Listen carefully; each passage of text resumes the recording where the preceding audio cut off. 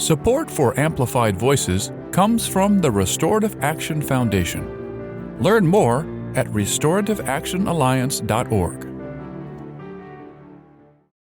Everyone has a voice, a story to tell. Some are marginalized and muted. What if there were a way to amplify those stories? To have conversations with real people in real communities? A way to help them step into the power of their lived experience? Welcome to Amplified Voices, a podcast lifting the experiences of people and families impacted by the criminal legal system. Together, we can create positive change for everyone. Hello, and welcome to another episode of Amplified Voices. I'm your host, Jason, here with my co-host, Amber. Good morning, Amber. Good morning, Jason. Amber, today we have Bessie Elmore. Hi, Bessie. Hi, how are you? Doing great. Hey, Bessie, can you tell us a little bit about your life before your involvement with the criminal legal system and what brought you into it? Okay, my life before, I'm originally from New Jersey, and I worked in corporate America. My background is in accounting. I have an associate's degree in accounting. So I worked in corporate America for 30 years. I did not like accounting. Does anybody? I originally wanted to be a nurse and then went to nursing school and discovered I couldn't stand the sight of blood. So my father said, okay, you got to figure out something. So while I was pondering, he said, I have it, accounting, because my father owned his own businesses. So it was accounting. No, I did not like it, but it paid me well. All right. Okay. So you're working along as an accountant. Assistant. Okay. As an assistant accountant. Yes. And did you get married? Were you? Oh, yes. I got married and moved to Irvington, New Jersey. Okay. And that's where my children went to school. And my daughter went off to college. And I can't even think of the name of the college now. Oh, it was in New Jersey. I'm recovering from Bell's palsy, so I have a little memory lapse sometimes. Okay. So she went, what did she study?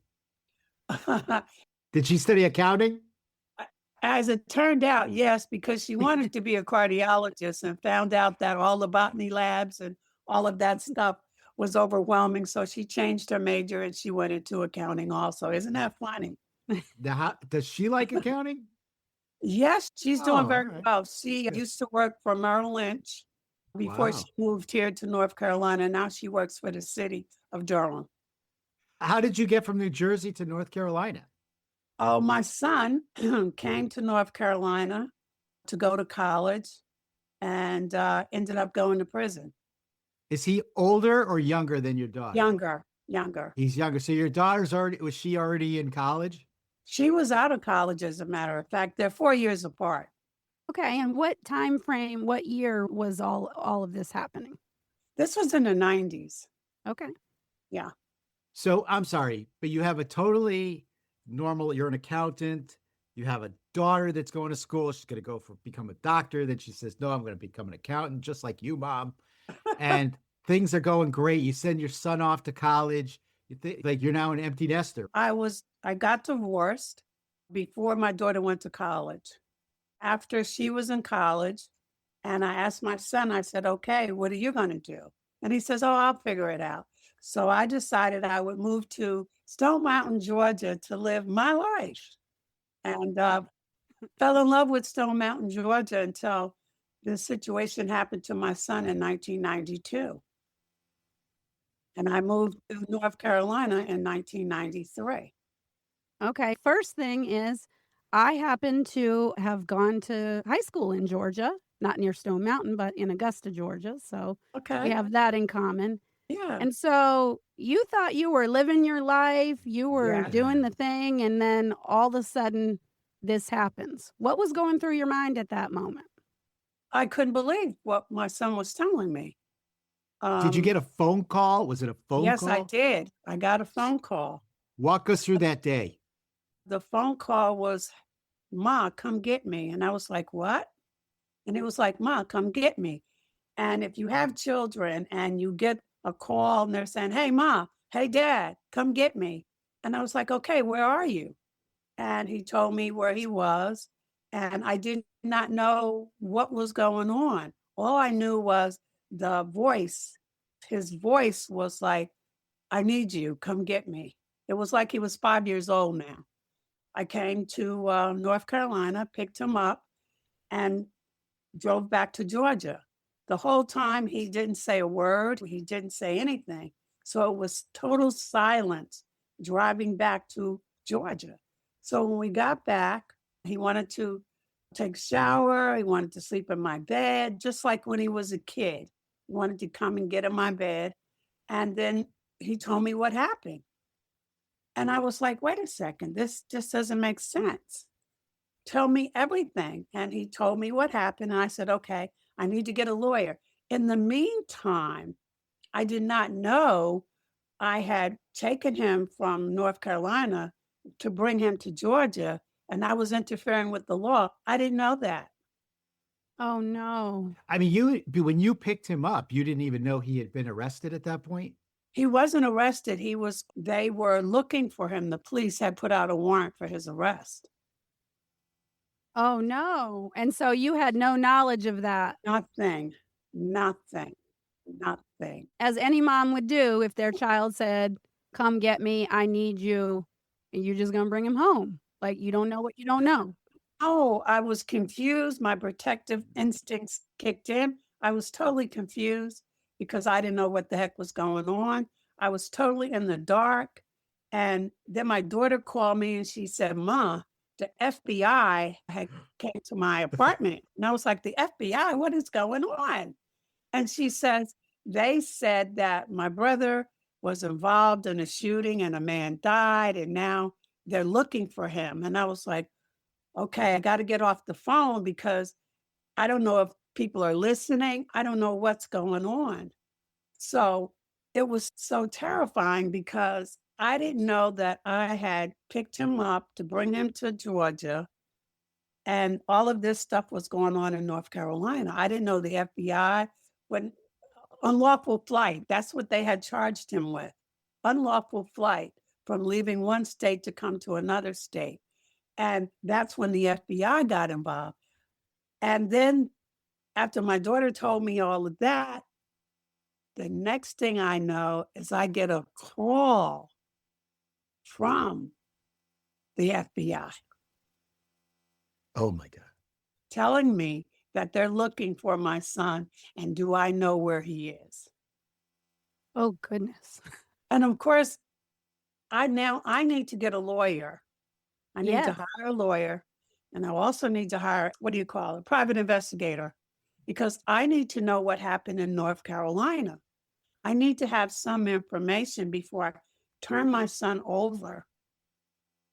So I needed to find out. So I set out on this quest to find out.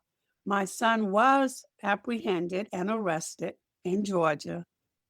So he was with you and then you brought him back? No, I didn't bring him back. The FBI, once they made that phone call to me and did whatever the FBI does, they came to, well, they were already in Georgia, and they arrested him and they brought him back to North Carolina. And that's where he stayed for a whole year until they got ready for the trial. In the meantime, my lawyer, once I spoke with my lawyer, he was like, okay, Bessie, you need to hire a lawyer in North Carolina. Right, because you're potentially being charged in North Carolina because you're an accessory, quote unquote.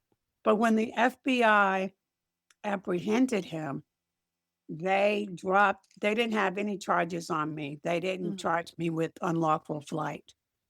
They just talked to me very nicely. They were very nice FBI agents, and they told me the process. They told me exactly what was going to happen. They allowed me to spend some time with him because they said they were afraid I was going to have a heart attack. So they sat me down in their car and they talked to me very nicely, and they told me exactly what was going to happen. And they advised me on some things that I could do because they couldn't tell me what to do. So I said, okay. And after maybe 20, 25 minutes, after they saw that I had calmed down they left and they brought him back to North Carolina. And so after they leave and you're there and you're just like processing everything that has gone on, you've been in touch with the lawyer, they've given you advice. What really surprised you about the whole process? That what the heck was going on? It felt like couldn't be possibly happening to me. Right. Could not be happening to me. Now I have to go in the house and call my daughter, and she's at work. But I have to tell her what happened. And I tell her what happened, and she almost goes ballistic over the phone. So I said, well, Cheryl, you need to leave and go home, and then we'll talk again. Because now I'm afraid that maybe my phones are tapped. You watch Right. TV and you see all of these things. I was like, now I have to watch my conversation. I don't know what I'm saying, but I don't want to say anything that would incriminate my daughter or myself because we don't know anything. So once my lawyer gathered some information, I think he spoke with either the detective or the DA or whomever, and they had the warrant and all the things. What do you call it? Indictments and all of that other stuff. He read all of that stuff to me. And I don't know the law. So I hear what you're saying to me, but I've never experienced anything in the criminal justice system. So everything is foreign to me. But with my daughter, because of the type of person she is, she wanted line by line. She wanted explain this, explain this, explain this. And I'm just totally dumbfounded because I was like, Cheryl, how do you know all of these things to ask? She seemed to be very calm where I'm almost hysterical. Was your daughter close with your son when they were growing up? Very close. And she was also very protective of him. Very much so. Okay. So her big sister instincts kicked in. It kicked in, took over. She really took over. I don't think I would have made it through that particular time without her because she was so precise. She knew what questions to ask. And she made it very clear when they got the paper with the indictment and spelled out first-degree murder, shooting in an occupied vehicle, blah, blah, blah, blah, blah. She wanted to know dates, time, who was there, who wasn't there. How do you know it wasn't my brother, yada. She wanted to know everything. And then when we came to North Carolina, I came first because we came for the trial.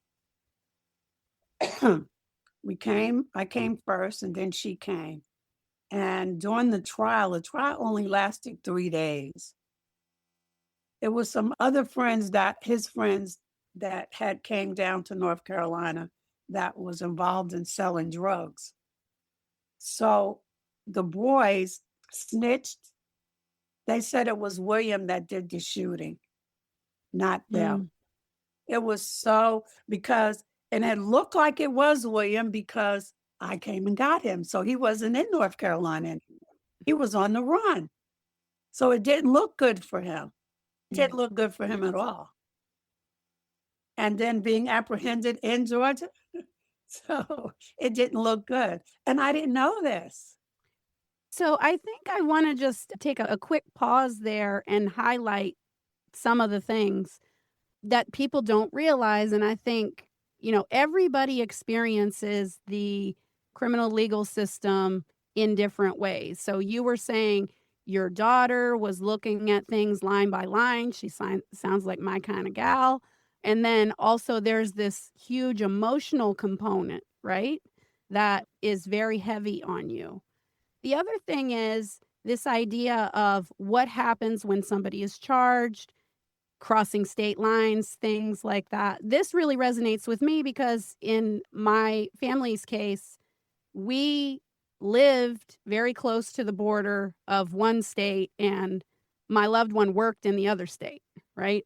And so he just came home and they called him a fugitive from justice. So this crossing state lines and the way things are sensationalized, like you came and picked up your son, didn't know what was what, and then this is sensationalized into he's now absconded. When people see these things in news stories and all of the things, it's really important to take a minute to interrogate, right? Am I being told, is this what's real? Did they talk to the people involved? Of course they did. So thank you for sharing that. So you get to North Carolina. You said that you came first, then your daughter came. And so your son opted to go to trial. That's actually pretty rare. Tell us a little bit about that. He wanted to tell his side of the story that he did not do this. And the prosecutor, she was very adamant about taking him to trial because she said all of these young men from the North coming down to Raleigh, North Carolina, bringing all of these drugs and infesting the community. And William looked like this typical collegiate college kid. He didn't dress like, quote unquote, a drug dealer. He didn't wear his pants down. He didn't wear jewelry. He looked like one of these preppy college kids. So he had to be the ringleader. And that really upset me because that was not the case. Even if he did sell drugs, why do you have to depict him in that light? And they sent some detectives down from New York to talk to William. And they went back because they told me, and they told the prosecutor, this kid is not a drug kingpin. He's just a kid. But that's how they painted the picture of him, because all the other boys said, yes, it was him. It was him, not us. Did you get any indication that there may have been any racial component to? I'm sure it was. But at that time, I couldn't think that way. All I was thinking of, I got to get my son out of this crazy thing that he's gotten himself into. The lawyers that we finally talked to in North Carolina, they wanted $25,000 just to take the case. And I was like, we don't have $25,000. At that time, well, $25,000 now is a lot of money. Right. But at that time, it was like $1 million. So we had to go with a public defender. And I want to tell you, I could have done a better job because he was a criminal defense attorney. And taking this case, he wasn't going to make any money off this case. So that was not his top priority. He didn't spend any money on a private investigator. I hired a forensic pathologist. I hired all of these people because I needed to know everything because nobody was telling me anything. So I needed to know. Right. And everything I found out wasn't admissible in court. Right. So, okay, now what do I do? So after 3 days, my son was found guilty of first-degree murder. And the judge, he's deceased now, Judge J.B. Allen, sentenced my son to natural life in prison. I didn't hear that in the beginning. I just heard, after I read about the North Carolina Criminal Code on life in prison, it carried 20 years. And I was like, 20 years? That's a long time. Anyway, natural life means exactly that he would spend the rest of his life in prison. And I just couldn't see that. So my daughter and I put on our Sherlock Holmes hat and went to work. And it took us 25 years. But my son got out of prison. He's been home now for 10 years. So, Bessie, take us back to the day of the sentencing just quickly. You were in the courtroom. We were not allowed in the courtroom. Interesting. Yeah. And so how were you told that you were not allowed in the courtroom? My son's attorney said that we might be called to be witnesses. So we were not allowed in the courtroom. We find out when the jury came back with the verdict, that's when we were allowed in the courtroom. And were you able to see your son before he was taken into custody? He never turned around to look at us because he said that he didn't want to see us crying. But we weren't crying. We were sitting there holding hands, and we knew instantly that this is not how our story was going to end. That takes a special something Yeah. to have that to kick into gear when you're kicked down. Yeah, I would say. So while you guys were going through this process, you had each other, right? So you had your daughter, and so you were like this sort of like unbreakable unit that was like advocating for your son and hiring private investigators and forensics and this and that. Did you visit your son? Was he was incarcerated that whole time? Yeah. Mm-hmm. And did you encounter other families when you might visit, or did you know anyone else who was experiencing something similar? We knew nobody, no one in North Carolina. Oh, yes. It was just us. And we used to, after my divorce, and we considered ourselves the Three Musketeers, one for all and all for one. And no matter what we were going through, we shared that experience. Now, my daughter and my son were very close. So some experiences they shared that I didn't share. Mm-hmm. But when it came down to us against the world, as you would say, it was the three of us. And we were hell bent. My daughter and I were hell bent. And at first, my son was like, you guys just get on with your lives and forget about me. And we was like, are you crazy? Yeah. Did you do this? And he said, no. Then why are you telling us to get on with our lives? We're going to fight for you. The most heartbreaking thing that I experienced when I first visited my son at Central Prison in Raleigh, we sat in a little room with a thick plate glass, and it has some little holes down at the bottom where you can hear each other when you're talking. And he said to me, Ma, if I have to spend the rest of my life here at this prison, I'm going to do something to harm myself. Mm. And I said to him, look at me and put your hand up on that glass, and I'm going to put mine.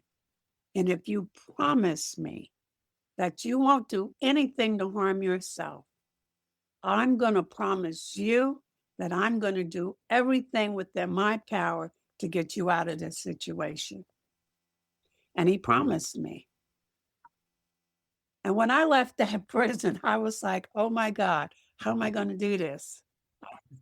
I just got him to promise me he wouldn't hurt himself.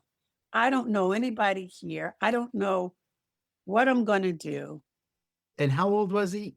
He was 21. 21 years old. And he goes in. Wow. I mean, just a baby. Yeah. And then you made him make this promise. He makes the promise and you kick into gear. And what does that look like? What do you do? Oof. I met some of the most phenomenal people. How? I started working for the Battered Women's Coalition. I got to meet people at the ACLU, told them my story. They helped me as far as helping me learn the law. Mm-hmm. We had hired an attorney. Like I told you, my daughter's an accountant. And when she came here, she worked for a software company, and she had stock there, and the stock split 4 times. So she was able to get the money to pay for an attorney. But we did a motion for appropriate relief. We did habeas corpus. But habeas corpus, before my son, during that time, before Reuben Hurricane Carter, habeas corpus had no end date. Habeas corpus says, if you have new information, you can bring the body to the court and this information can be presented. Mm-hmm. And if the information has enough weight, then that person is released. But after Reuben Hurricane Carter, they changed it to 10 years. Changed it where you could only bring a habeas corpus claim for 10 years after. So even hang on, let me think through that. So what you're saying is even if you have evidence that says this was wrong and you find that in year 1, you have to wait another 9 years before you can even present it. No, you only have 10 years. So let's go there. So it's 10 years in one day.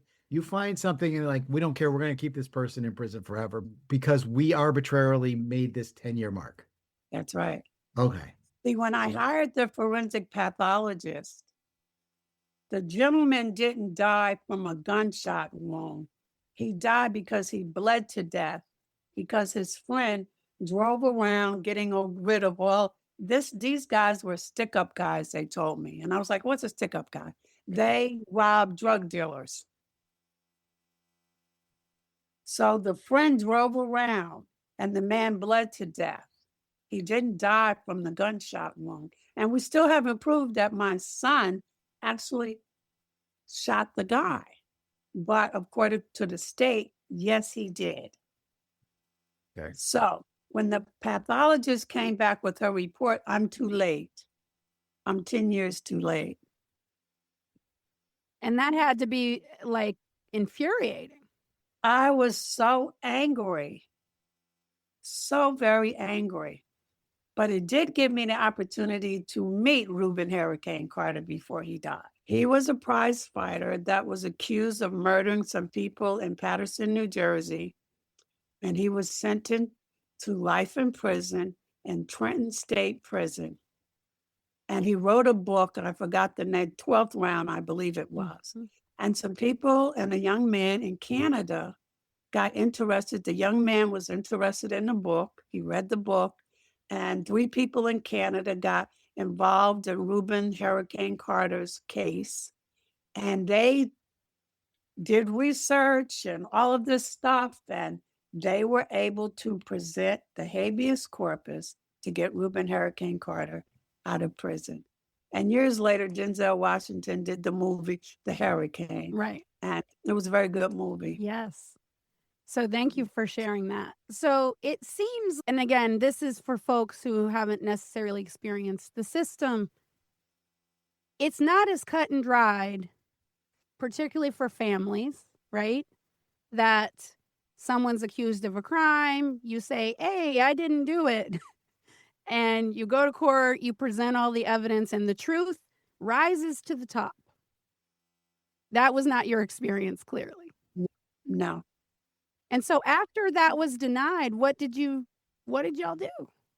I said, okay, we got knocked down. We got to get back up. We got to find another door.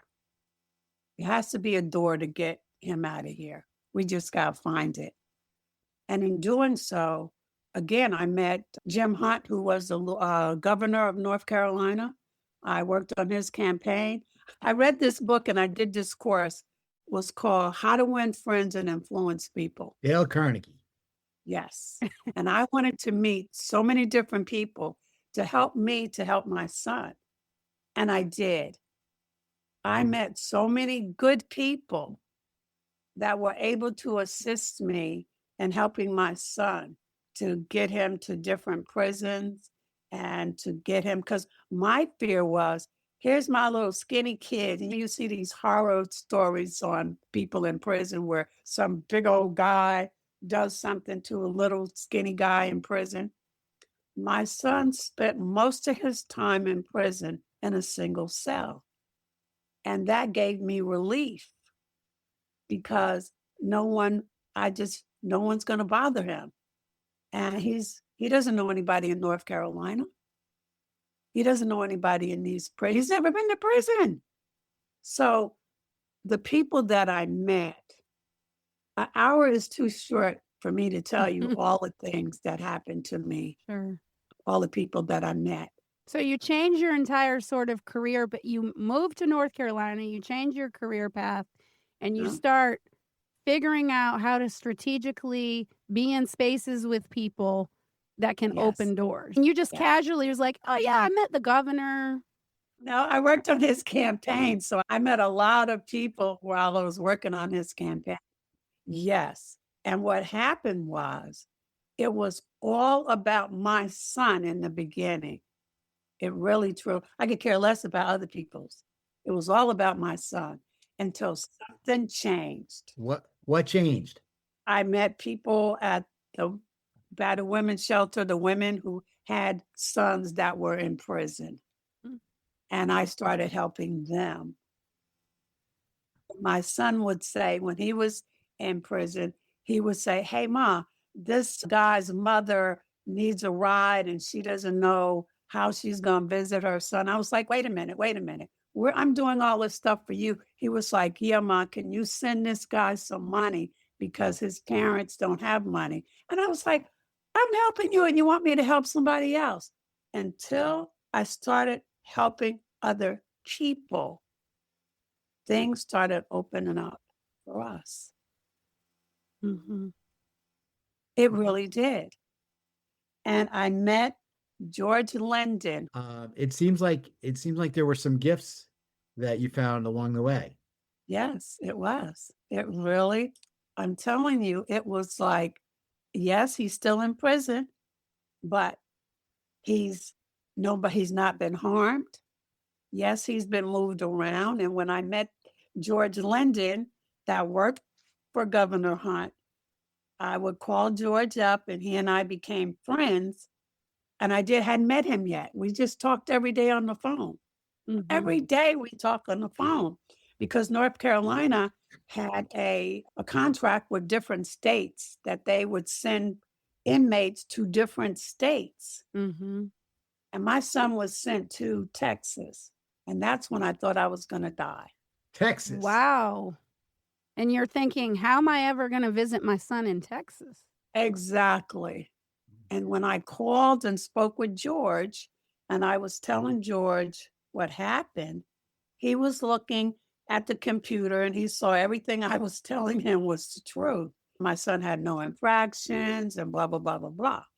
So George said, "Okay, I'm going to see what I can do." So I said, "Okay, George, thank you so much." Now, this happened in August. So George called. We talked every day. Like I said, every day George would call me. And he called me in October and he said, "Guess what, Bessie?" And I was like, "What, George?" He says, "I'm going to get your son back." I was like, "Really?" He said, "So tell me, where do you want him?" Now, mind you, he's asking me, where do I want him? So I said, "Outside of my apartment, George." I said, "George, I want him at the same prison he was at before he left to go to Texas." So George said, "Okay, I'm going to see what I can do and I'll call you back." He says, "But tell me that you will not tell your son that he's going to be coming back." I said, "Okay, George, I won't tell him." But I lied. I lied to George because when my son called me, I said, "Guess what? You're going to be coming back." So sure enough, William came back to Nash Correctional Facility. And my daughter and I drove to Nash to see him that day, that Saturday. But I wanted to know one thing. One thing I wanted to know. Are you in the same cell you were in before you left? And he said, "Yeah, Ma, how did you know that?" I knew it was not George. I knew that my faith in God had changed everything now. That if I kept my faith in God and trusted for God to lead me to people that was going to help me based on what I was doing for people, things would be okay. And so your spiritual walk and your faith was a very important part of your journey. Yes, yes. That's amazing. And so he comes back to North Carolina. And so you're keeping up the fight. How do you get from him coming back from North Carolina to such point that he is being released? It wasn't all pretty him coming back because now the Nash Correctional Facility didn't understand what was going on, and they didn't like it. So they sent my son, to a work farm, one of the oldest prisons in North Carolina. I think it was Oldham or Tillery. They're the work farm. And it was horrible conditions there. So of course I called George and I tell George what happened. So George says, okay, I'm going to get him from there, but he has to stay there for a little while. Otherwise, the prisons, they talk to each other. So he says it'll look like he's a plant. So he's going to have to stay there for a little while, but I'm going to move him to a different prison. Now, mind you, I still haven't met George. We just talk on the phone. So George does, after William was there for maybe a month, George gets him to Salisbury. He gets him to Salisbury prison. So hang on. So horrible conditions at the place where he was. What does that mean? Meaning that in addition to just being incarcerated, he's doing labor that's backbreaking type work. And they have roaches and they have rats. And I was like, George, please, I got to get out of there. I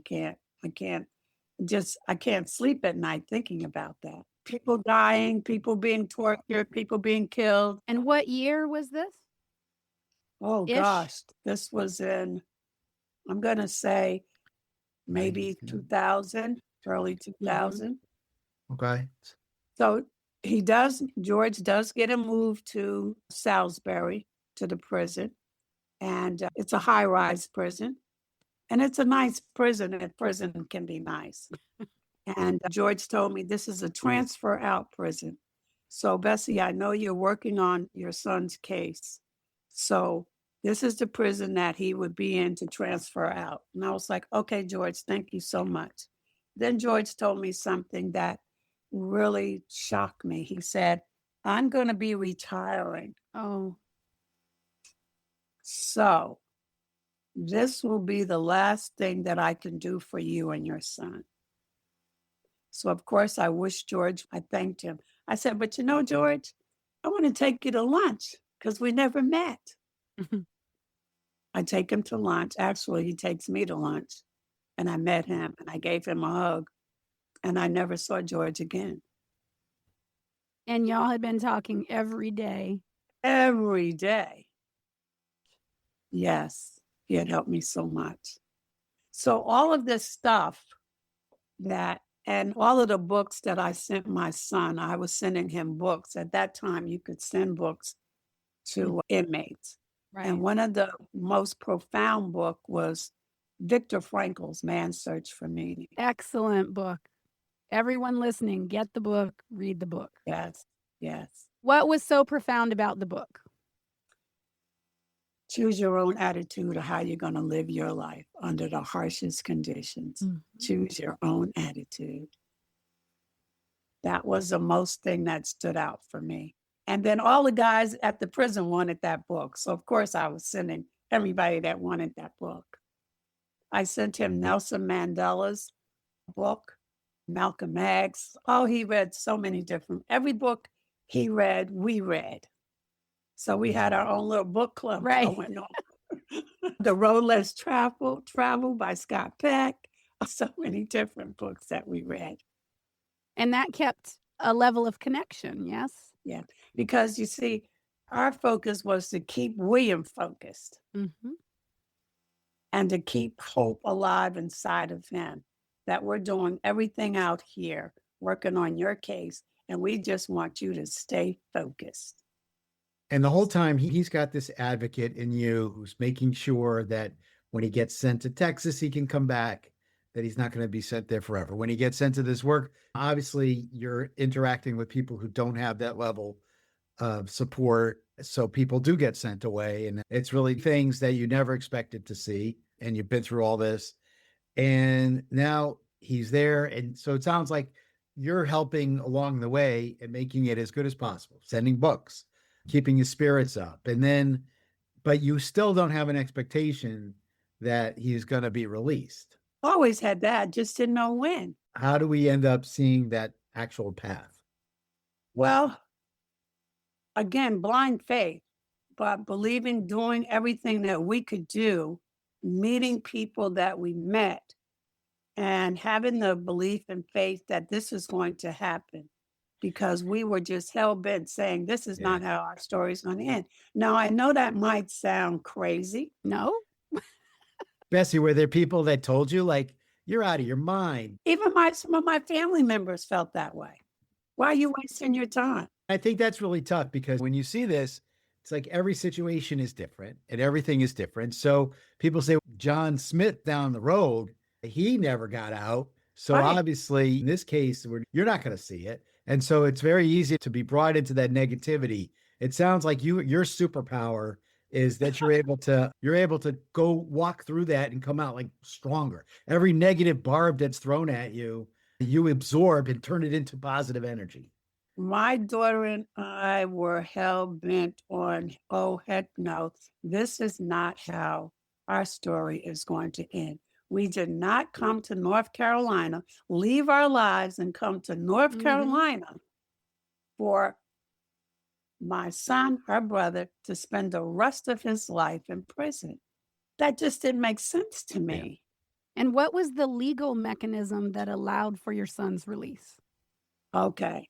A MAP program, MAP, a mutual agreement between the parole board and the prisoner. And how that came about, my son, I told you he was at Salisbury forever. He took all the classes, he did all of this, all the stuff there. And he was transferred to this other prison at Brown Creek. We would have to take a whole day off work. That's how long it took us to get there. So we had to take a day off from work. William hated it there. He called me every day, Mom, you got to help get me on the transfer to get me back to Salisbury. I would call everybody I knew, but it wasn't happening. But he met a lawyer there, James Cromer, who's now deceased, who used to work on the parole board. And William met Cromer. And after being interviewed, Cromer said to him, I'll take your case. This will be my last case. Wow. That I'm going to take. And because it's my last case, I'm not going to charge your family what I would normally charge. So when William called me, he said, okay, Ma, James Cromer is going to take my case, and this is what he's going to charge. But he wants X amount of dollars to come back and have another conversation with me. And I was like, that much money just for him to come back and have a conversation? So he says, yeah. I said, okay, but I need to talk to Mr. Cromer myself. No one's getting the wool over your eyes, Bessie. So after I paid the money, and William gave me all the information, and I called up James Cromer, and he said, I can't talk to you. You're not my client. And I said, but I paid you. He said, but you're not my client. Unless your son gives me permission to talk to you, then I can talk to you. I said, well, he's going to give you permission. I just paid out all this money. Right. Oh, this sounds very familiar to me. So what I liked about Cromer, he was a no-nonsense person. So we had a hearing date before the parole board. And my daughter and I, my son's godmother, and another friend of mine, Dennis Gaddy, we went to the hearing. Now, mind you, Mr. Cromer was a no-nonsense man. No nonsense. But after the hearing, he came to me and he said, you did good. And he shook my hand, but he squeezed my hand. And I was like, okay, I know he's going to get this map. And a couple of weeks later, I get a call from William, and he says, guess what, Ma? And I was like, what? He says, I'm going to go to Orange Correctional Facility, which was an honor grade prison. I got a map for 36 months. Wow. So Correct. explain exactly what that means. So I don't parole agree. is where someone can, you said he went before the parole board, and parole is where someone is released but still under the supervision of the state. So Yes. explain what that agreement meant. So William would be on parole for 5 years. He would have to meet with a parole officer. They would have to come out to look at the house. He had to be inside. He had to be home by 7. He couldn't leave the house until 7 in the morning, and he had to be back in the house by 7 p.m. Mm. He never knew when the probation officer would come to visit him, so he had to be inside. If he was not, that's a violation. He could be violated and he could be sent back to prison. Mm-hmm. So for 5 years, he was on probation. He could get a job, but he had to be back in the house. Right. And was he mandated to have employment? So it wasn't just he could get a job, he was required to have a job. You have to get a job because you still have to pay your probation fines and fees, which I think is crazy. Yeah. And what did that look like? A lot of people don't know that you have to pay for your own supervision. So while he was at Orange Correctional, he got a job working at Niece's farm where they did the meat, killing the hogs. So he had a job there, but he wanted another job. So he got a job working with landscaping. So he was able to do that, which turned into him starting his own landscaping business. Of course. He comes from folks that are just determined to do the thing. So when he got this, so he got the parole. What year is that? Oh gosh, let's see, 10 years ago. So he's been home for 10 years. 10 years. 2016. All right. So take us back to 2016. Oh, we pick him up from Orange Correctional, and he's getting in the car, and we're headed to dinner because my sisters had come down. Everybody had came down, and we're driving, and we start laughing. And we're saying, see, this is how we get to write the end of our story.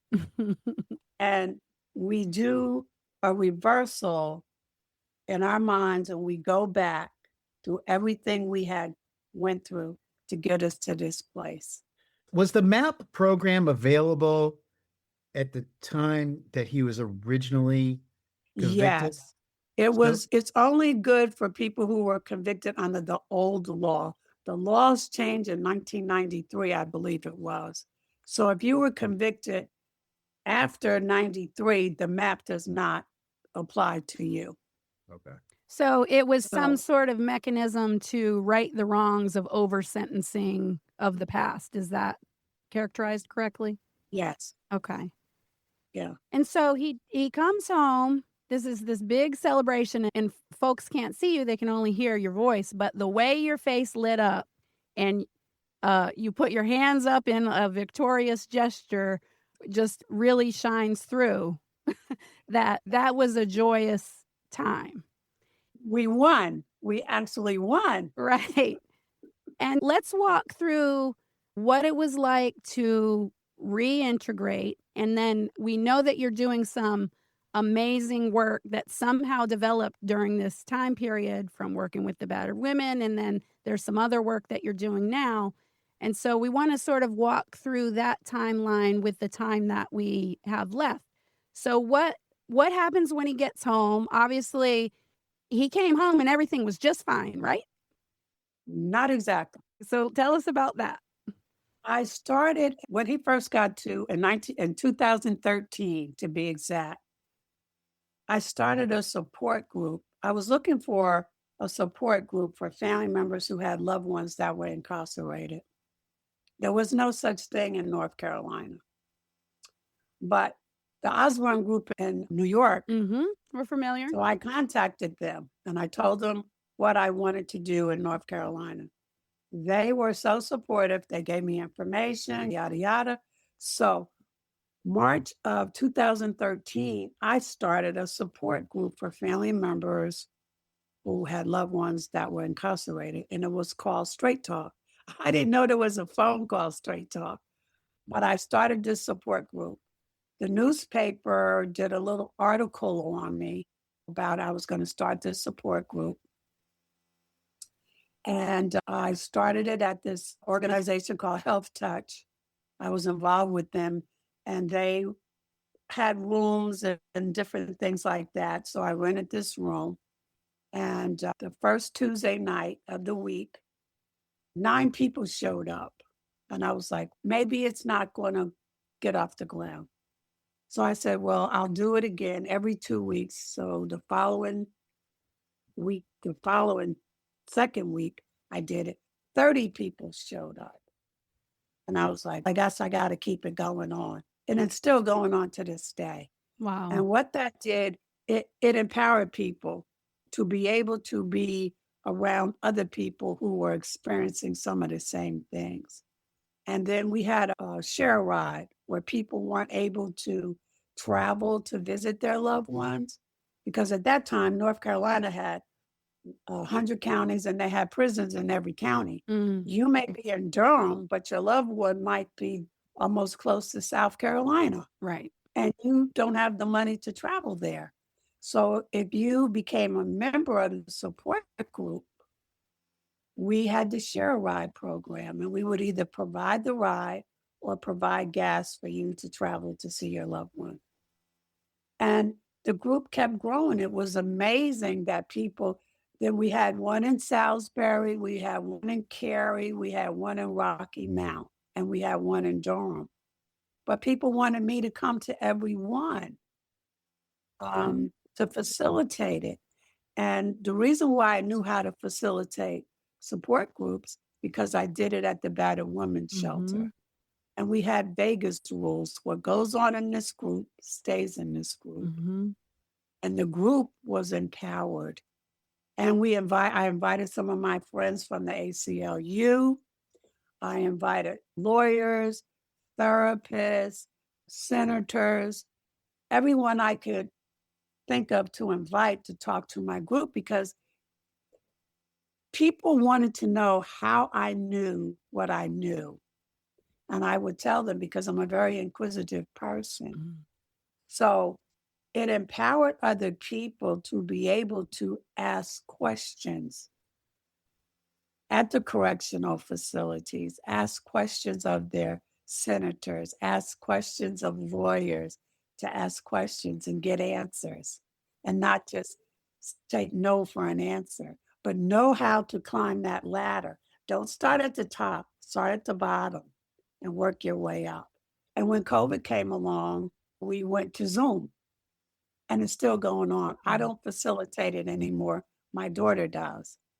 But in 2004, I had the opportunity to do some work at a federal transitional house. And it gave me the opportunity to put some of my work that I had been doing to test some theories.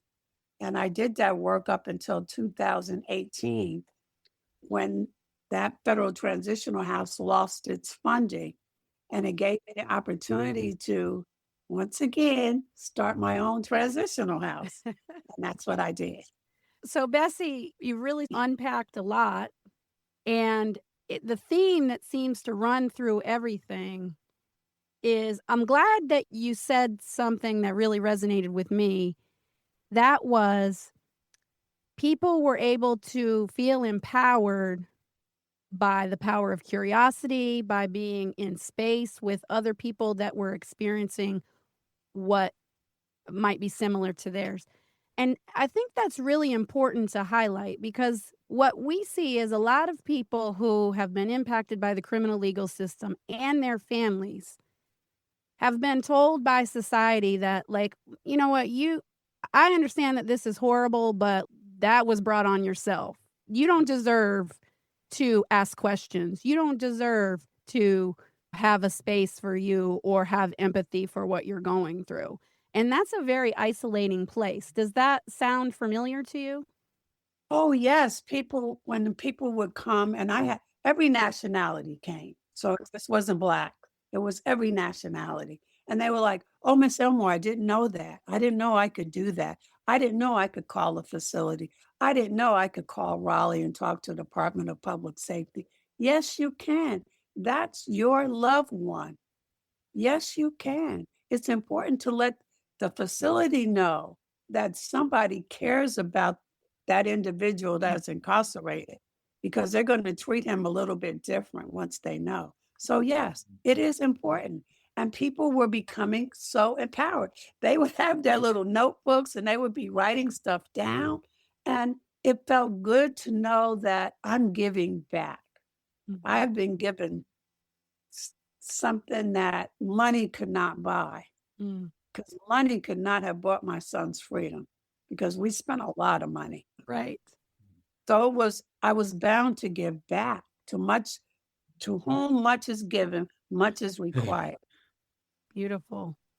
And so that's still going on today. You adjusted to the times. There's Zoom-based, which I imagine can increase accessibility a little bit. Oh, yes. We have people from Australia, people from Mexico, Canada, all over the United States that join our Zoom to want to let us know what's going on with them. And I tell you, it's remarkable. If somebody wants to be a part of that, how do they do it? All I have to do is go on the website to see when the next meeting is going to be. It's www.straightsupportgroup.org. We'll make sure that we get that in the podcast notes for the listeners to check out. I'll give the phone number.